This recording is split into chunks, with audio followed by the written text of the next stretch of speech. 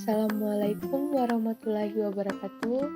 Saya Riri Novelia Iksan, NIM 2033241 dari Prodi Pendidikan Tari.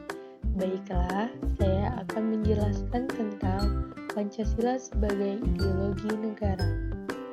Yang pertama, Pancasila sebagai ideologi. Ideologi berasal dari kata idea yang berarti gagasan, konsep, pengertian dasar, cita-cita, dan logos yang berarti ilmu. Ideologi yaitu gagasan atau ide yang memiliki nilai kebenaran dan diikuti oleh orang lain sebagai cita-cita yang ingin dicapai. Ideologi bersumber dari suatu filsafat, yaitu proses berpikir secara mendalam, menyangkut berbagai kehidupan, bidang politik, sosial, kebudayaan, dan keagamaan. Ideologi yang dilembagakan oleh negara disebut ideologi nasional. Ideologi nasional Indonesia adalah Pancasila, yaitu keseluruhan ide, gagasan yang bersumber atau bersandar pada prinsip-prinsip pemikiran atau filsafat bangsa Pancasila yang termaktub di dalam pembukaan Undang-Undang Dasar 1945 sebagai pedoman yuridis konstitusional pelaksanaan negara guna mencapai cita-cita dan nilai-nilai yang terkandung di dalamnya.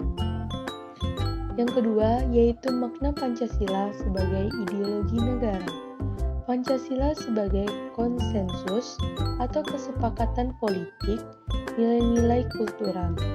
Makna Pancasila sebagai ideologi negara Indonesia adalah bahwa nilai-nilai yang terkandung dalam ideologi Pancasila itu menjadi cita-cita normatif bagi penyelenggaraan bernegara.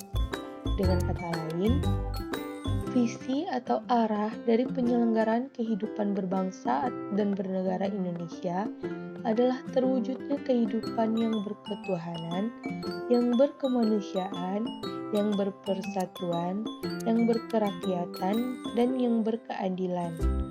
Pancasila sebagai ideologi nasional juga berfungsi sebagai sarana pemersatu masyarakat yang dapat mempersatukan berbagai golongan masyarakat di Indonesia.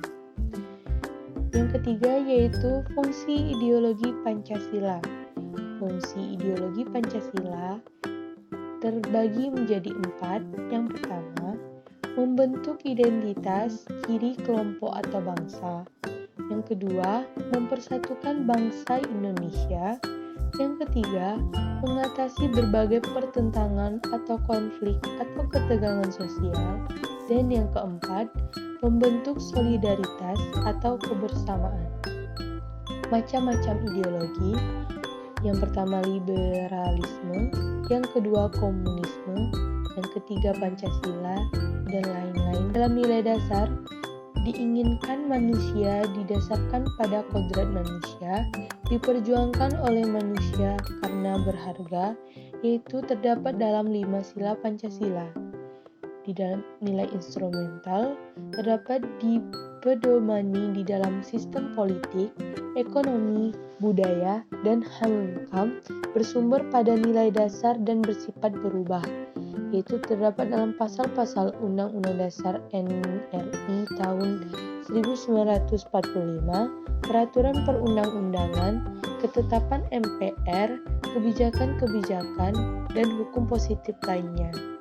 Di dalam nilai praktis, terdapat nilai implisit yang terkandung dalam sikap, perilaku, serta perbuatan manusia, perwujudan nilai instrumental dan nilai dasar, juga terdapat dalam sikap perilaku sehari-hari yang berkaitan dengan keimanan dan ketakwaan kepada Tuhan Yang Maha Esa, kecintaan kepada tanah air, dan lain sebagainya.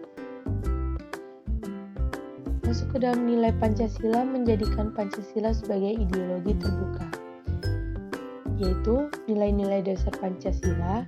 Intisari yang dikandung ideologi Pancasila bersifat tetap tidak boleh berubah.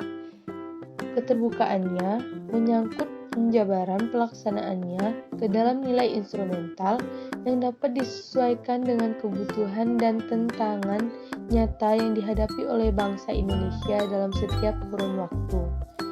Keterbukaan Pancasila juga terletak pada pengalamannya dan pengembangannya dalam kehidupan praktis bermasyarakat, berbangsa, dan bernegara. Dimensi ideologi terbuka. Yang pertama, fleksibel, memiliki keluasan sesuai perkembangan zaman. Yang kedua, reality atau realis, nilai yang terkandung secara real berakar dari kehidupan bermasyarakat. Yang ketiga, idealis, berisi cita-cita atau harapan kehidupan lebih baik. Yang keempat, normatif, tertuang dalam peraturan perundang-undangan.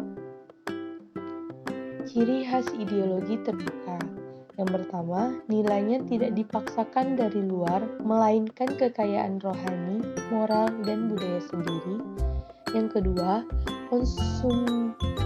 konsensus masyarakat tidak diciptakan oleh negara, melainkan dalam masyarakat sendiri. Yang ketiga, milik semua masyarakat dan rakyat. Yang keempat, ideologi yang bukan saja dibenarkan tapi dibutuhkan. Dan yang terakhir, dapat berintegrasi dengan perkembangan zaman dan adanya dinamika secara internal.